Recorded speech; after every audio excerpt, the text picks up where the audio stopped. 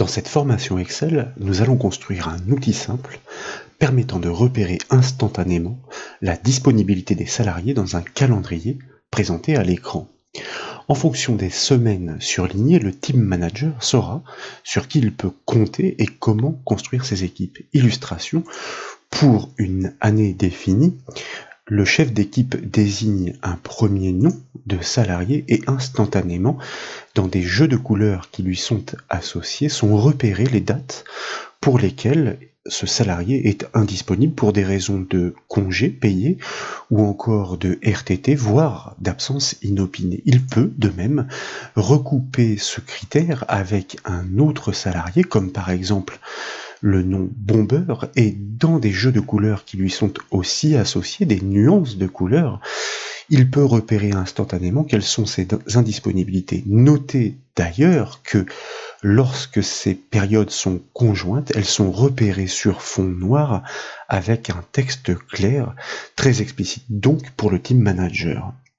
Nous proposons de bâtir cet outil sur une application existante et déjà très fonctionnel. Et comme toujours, ce classeur est offert au téléchargement depuis le site bombache.fr. Il est constitué de 3 feuilles, nommées respectivement calendrier, jour férié et congé. Cette première feuille calendrier offre un outil puissant et abouti. Il permet de construire automatiquement le calendrier annuel d'une année à définir. Il gère, bien entendu, le nombre de jours qui composent chaque mois et tient compte des années bissextiles. Mais de surcroît, il repère les jours fériés en vert et en bleu, les jours de week-end. Cela va de soi, tout cela est entièrement automatisé et dynamique. Pour preuve, sur cette feuille calendrier, je vous propose de cliquer sur la cellule C3 pour la sélectionner. Et vous notez qu'elle est dotée d'une petite liste déroulante. En la déployant, je vous propose de choisir une année différente, comme par exemple l'année 2022. Aussitôt, le calendrier se recompose, les week-ends se déplacent et les jours fériés s'adaptent. Ces jours fériés sont recensés pour les années proposées dans la feuille jours fériés. C'est ainsi que la correspondance dynamique s'établit. Nous avions abouti ce calendrier automatique à l'occasion d'une formation. Vous pouvez donc la consulter à loisir pour comprendre sa construction. De retour sur la feuille calendrier, sur la droite de cette liste déroulante, vous notez la présence de 2 cases destinées à désigner 2 salariés, 2 des salariés. Plus précisément, donc, il s'agit des cellules E3 et G3. En cliquant sur l'une ou sur l'autre, une liste déroulante se propose. Elle énumère les salariés sous la responsabilité du Team Manager. C'est donc au choix de l'un d'entre eux que les indisponibilités doivent être mises en valeur automatiquement par des jeux de couleurs. Dans le cas où 2 employés sont désignés, comme nous avons pu le constater, nous souhaitons repérer, dans une mise en forme explicitement différente, un fond noir, les indisponibilités communes. Vous l'avez compris, la mise en forme conditionnelle d'Excel est la solution pour aboutir cet outil. Pour poursuivre les remarques en bas de la fenêtre Excel, je vous invite désormais à cliquer sur l'onglet Congé pour activer sa feuille. Nous y trouvons un tableau, et ce dernier énumère pour chaque salarié l'ensemble des dates posées. Il est à noter la distinction faite entre les congés payés, CP, les jours de récupération RTT ou encore les jours d'absence inopinée ABS. Nous veillerons à différencier subtilement ces indisponibilités dans le calendrier pour en alerter explicitement le chef d'équipe. En haut à gauche de la feuille d'Excel, je vous propose de cliquer désormais sur la flèche de la zone nom. Comme vous pouvez le voir, de nombreuses plages de cellules sont recensées. Elles portent les noms des salariés respectifs. Elles bornent les dates et la nature des congés pour chacun. Ces noms ont été construits automatiquement avec la fonction depuis sélection d'Excel, et ces noms sont primordiaux pour la résolution du problème. Illustration, nous choisissons par exemple l'employé Gals, et vous voyez bien que ce nom se réfère à sa plage de cellules identifiant ses dates d'indisponibilité et la nature de l'absence dans la deuxième colonne. Dans la feuille calendrier, un salarié est désigné par son nom, et comme nous venons donc de le voir, ce nom borne les dates de congé de l'employé choisi. Nous devons l'exploiter dans les formules régissant les règles de mise en forme conditionnelle. L'idée consiste à passer en revue chaque date du calendrier, dans la plage associée au salarié pour trouver une correspondance. Si ce lien est établi, nous savons que la date est posée. En conséquence, la cellule doit réagir dynamiquement. Et pour des interprétations plus fines, nous souhaitons, comme nous l'avons dit et nous le répétons, que les couleurs diffèrent légèrement selon la nature de l'absence. En bas de la fenêtre Excel, je vous propose de cliquer sur l'onglet calendrier pour revenir sur sa feuille. La cellule E3 est remplie d'un fond jaune, tandis que la cellule G3 est remplie d'un fond orange. Nous proposons d'appliquer des variantes à ces deux couleurs. Ainsi, en même temps que nous distinguerons automatiquement les dates des deux salariés, nous connaîtrons la nature des congés posés pour l'un et l'autre. Souvenez-vous, en cas de recoupement, nous souhaitons en alerter explicitement le chef d'équipe. Bref, nous avons du pain sur la planche. Ces règles de mise en forme conditionnelle doivent réagir selon des critères. Si une date du calendrier figure dans le listing du salarié, elle doit être repérée. Nous devons donc les rechercher toutes, mais à l'aide d'une seule formule. La fonction Excel dédiée est la fonction recherche-V. La valeur cherchée correspond à chaque date du calendrier. Elle doit être passée en premier argument de la fonction. Le tableau de recherche est la plage de cellules pointée par le nom du salarié désigné. Mais attention, inscrites en cellules E3 et G3, Excel les considère comme des textes et non des plages. Nous devons donc exploiter la fonction Excel indirecte sur ces cellules pour qu'il les interprète comme telles. En troisième argument, nous devons lui spécifier l'élément que nous souhaitons récupérer en retour de la recherche fructueuse. Il s'agit de la nature du congé pour faire varier les couleurs, et ce type est défini en colonne 2 de chaque plage. Le mode de recherche doit être exact, ce que nous spécifierons en quatrième et dernier argument de la fonction recherche-V. Et cette construction doit intervenir dans une règle de mise en forme conditionnelle à appliquer à l'intégralité du calendrier. De fait, je vous propose de cliquer sur la première cellule, la première date du calendrier, pour sélectionner sa cellule C7 afin de débuter les travaux. Et tout en maintenant la touche Maj enfoncée, ou Shift dans sa version anglaise si vous préférez, je vous propose de cliquer sur la toute dernière cellule du calendrier, soit la cellule N37. Cette technique nous permet d'englober toutes les dates dans la sélection. Une mise en forme conditionnelle s'applique en effet sur une plage explicitement définie. Dans l'enchaînement, dans le ruban Accueil, plus spécifiquement dans la section Style, je vous invite désormais à cliquer sur le bouton Mise en forme conditionnelle. Et tout en bas de la liste, nous allons choisir Nouvelle règle. Et puis, dans la boîte de dialogue qui suit, nous allons sélectionner un type, plus spécifiquement le type Utiliser une formule pour déterminer pour quelle cellule le format est appliqué, sera appliqué, puisque notre règle est spécifique. Nous cliquons alors dans la zone de saisie qui se suggère juste en dessous pour l'activer, afin de bâtir la règle.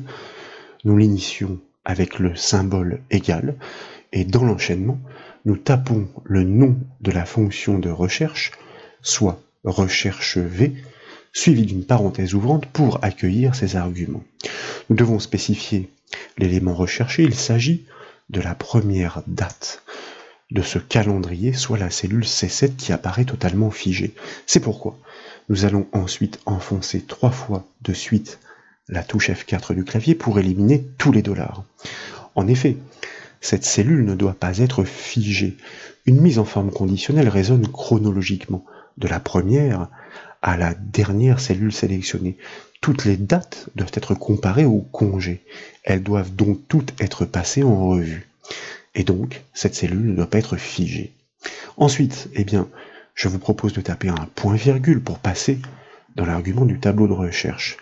Et là, nous allons taper le nom de la fonction d'interprétation, puisque je vous rappelle que, en l'état, ces noms sont considérés comme des textes et non les plages de cellules qu'ils représentent. Grâce à la fonction indirecte, nous allons donc les interpréter. Nous ouvrons la parenthèse et nous cliquons sur le premier salarié, soit la cellule 3 pour la désigner. Ce nom désigne bien la plage de ses congés. Grâce à la fonction indirecte, pour résumer, nous pointons sur son tableau situé dans la feuille congé. Et cette fois, en revanche, donc, nous devons conserver les dollars. Chaque date du calendrier qui va être passé en revue doit être cherchée dans le tableau désigné par cette cellule. Elle ne doit donc pas bouger. Ensuite, eh bien, nous fermons la parenthèse de la fonction indirecte et nous tapons un point-virgule pour passer dans l'argument de la colonne de retour. Dès lors, je vous invite à taper le chiffre 2 pour obtenir la nature de l'indisponibilité correspondant à la date trouvée qui se trouve effectivement dans la deuxième colonne de la plage bornée. Nous pouvons finaliser la construction de la fonction recherche V en tapant un point-virgule suivi du booléen de l'argument faux pour enclencher une recherche exacte. Alors nous fermons la parenthèse de la fonction recherche V et nous tapons de nouveau le symbole égal pour l'égalité du critère à vérifier, car nous souhaitons savoir si la recherche de cette date retourne bien une information, ce qui permettra de confirmer que la date est posée et en même temps de récupérer la nature de l'absence. En l'occurrence, pour ce premier critère, nous cherchons à savoir s'il s'agit d'un congé payé identifié par la mention CP dans le tableau des salariés, égal CP entre double quotes puisqu'il s'agit d'un texte.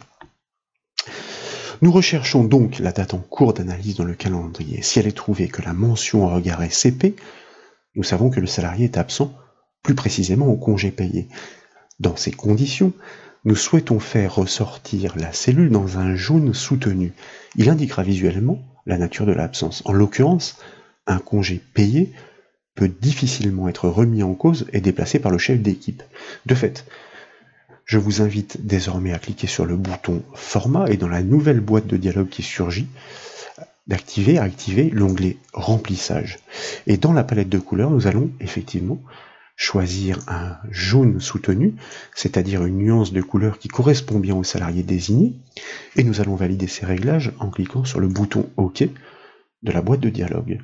Ainsi, nous sommes de retour sur la première boîte de dialogue qui résume parfaitement le contexte. À chaque fois que le salarié désigné est repéré en congé payé, les dates correspondantes doivent se parer d'un fond jaune. Eh bien, je vous propose de le constater en cliquant sur le bouton OK de la boîte de dialogue. Et à notre grande surprise, aucune date ne semble réagir. Pourtant, les absences du salarié sont clairement identifiées dans la feuille congé. Mais souvenez-vous, en début de formation, nous avions choisi l'année 2022 pour la construction automatique du calendrier, disons pour la démonstration. Les congés, quant à eux, sont posés sur l'année 2020. En conséquence, aucune correspondance ne peut être trouvée par la fonction Excel recherche V. C'est pourquoi, dans cette cellule C3, je vous invite à déployer la liste déroulante et à recaler l'année sur 2020. Et aussitôt, vous remarquez que les congés payés du salarié, repérés par la mention CP, sont identifiés et mis en valeur. Le team manager connaît donc ses indisponibilités, mais pas tout encore.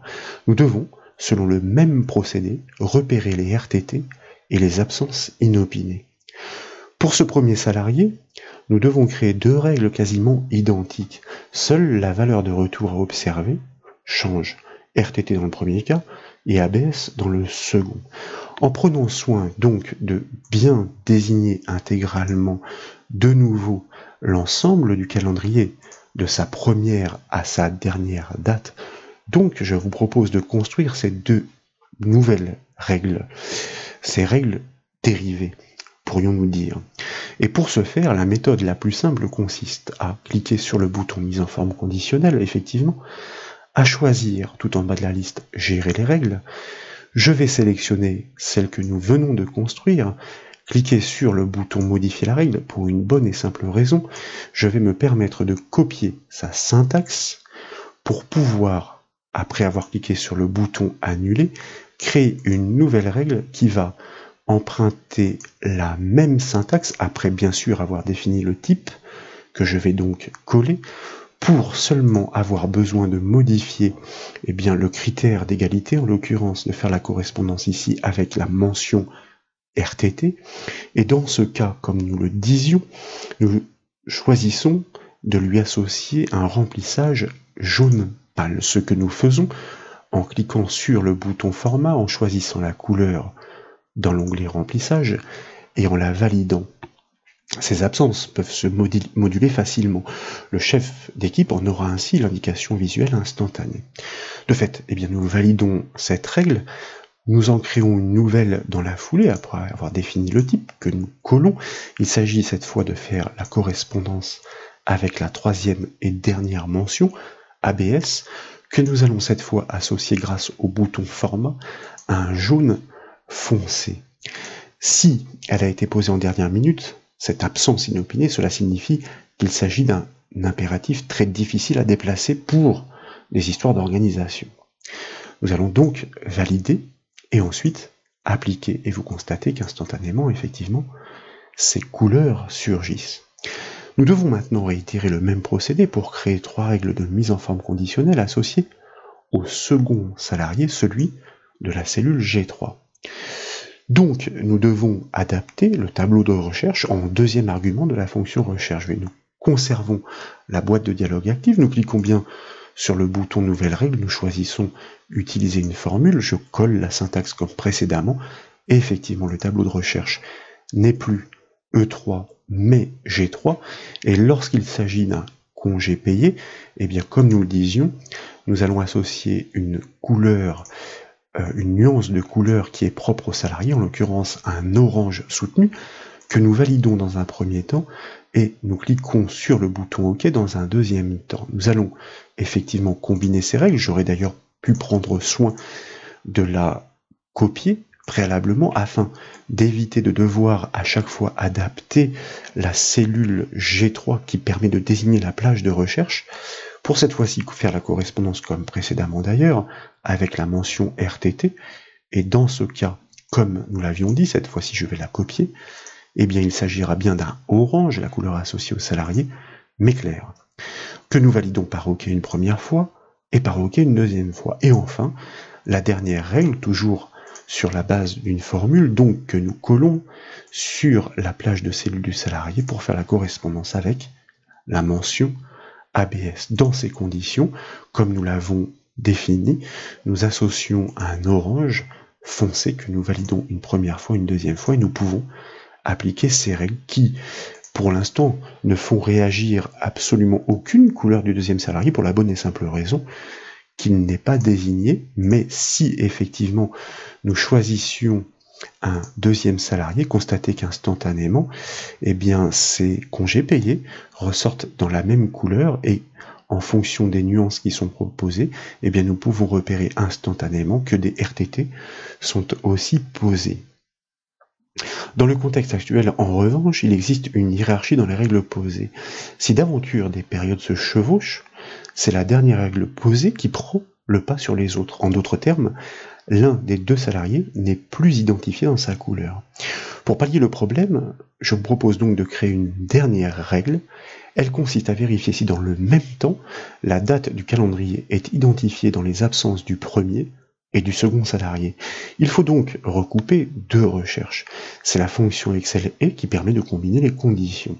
C'est pourquoi, eh bien, comme précédemment, nous allons sélectionner l'intégralité des dates du calendrier, de la première cellule C7 à la dernière N37, et puis dans le ruban accueil, donc, nous allons cliquer sur le bouton mise en forme conditionnelle, choisir nouvelle règle. Dans la boîte de dialogue qui suit, nous choisissons bien le type utiliser une formule, nous activons la zone de saisie pour initier la syntaxe juste en dessous, que nous débutons avec le symbole égal et que nous faisons suivre par la fonction Excel et pour énumérer les critères en ouvrant la parenthèse pour les accueillir.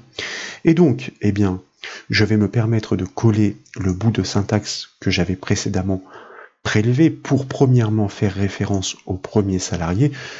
Nous recherchons bien dans la chronologie, en effet, la première date non figée pour qu'elle soit toute passée en revue.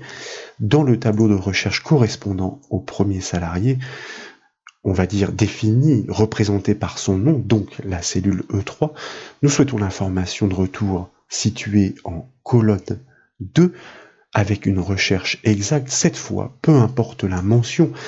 La seule chose qui nous intéresse est de savoir si cette recherche de cette date dans le tableau de ce salarié produit bien un résultat. Si tel est le cas, nous savons tout simplement qu'il est indisponible.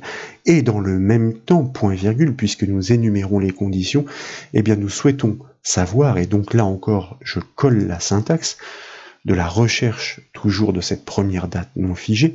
Cette fois-ci, dans le tableau du deuxième salarié, nous souhaitons l'information de retour en colonne 2, la nature de l'absence pour savoir si elle existe, est-elle là aussi différente de guillemets, sous-entendu signifiant qu'elle a bien été trouvée. Auquel cas, eh bien nous savons que et le premier salarié est occupé et le deuxième salarié est occupé.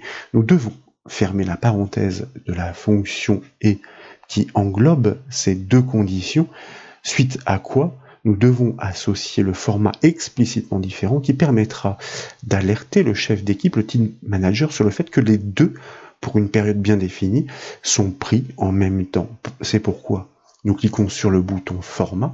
Cette fois, je vous invite à choisir un gris très foncé, et pour que le texte continue de ressortir sur ce fond presque noir, nous activons l'onglet police, et grâce à la liste couleurs, nous choisissons un gris très clair, soit une couleur qui tranche, que nous validons donc avec le bouton OK une première fois et le bouton OK une deuxième fois. Et instantanément, comme vous le remarquez en croisant deux salariés, en plus des repérages individuels, les dates communes des absences sont explicitement mises en valeur.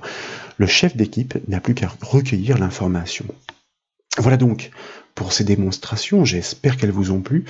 Si c'est le cas, comme toujours, je compte sur vous pour mettre un petit j'aime à la vidéo. Et comme vous le savez, vous pouvez retrouver toutes les autres formations sur le site bombache.fr. Je vous remercie.